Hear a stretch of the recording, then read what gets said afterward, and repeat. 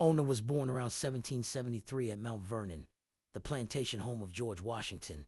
Her mother Betty was an enslaved seamstress owned by Martha Washington. Her father was a white indentured servant named Andrew Judge. Because her mother was enslaved, Ona was enslaved from birth. As she grew older, Ona became Martha Washington's personal maid, sometimes called a lady's maid. She dressed Martha, cared for her clothing, and traveled wherever the Washington family went.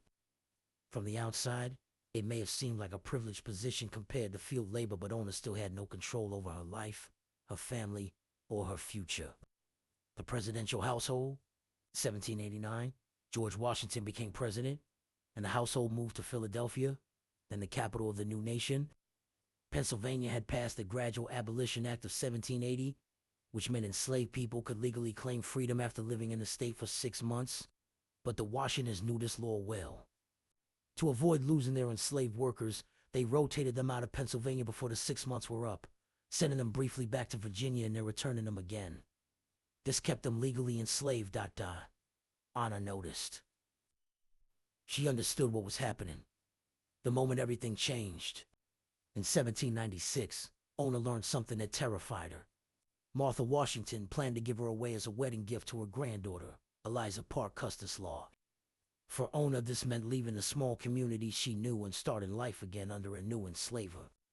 She later said she realized that if she didn't act then, she might never have another chance to be free. So she began planning her escape.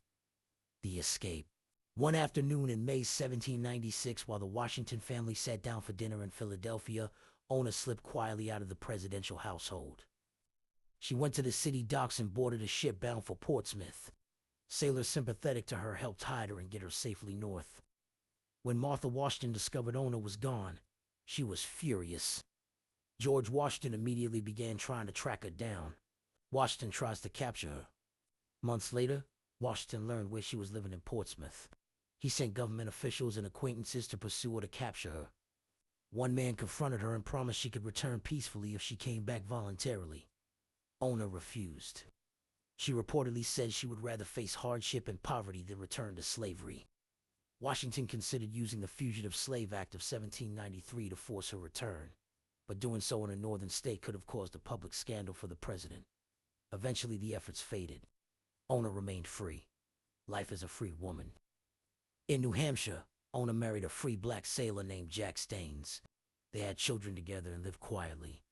Life was not easy. They struggled financially, and some of her children died young. But despite poverty, Ona never lost the freedom she had risked everything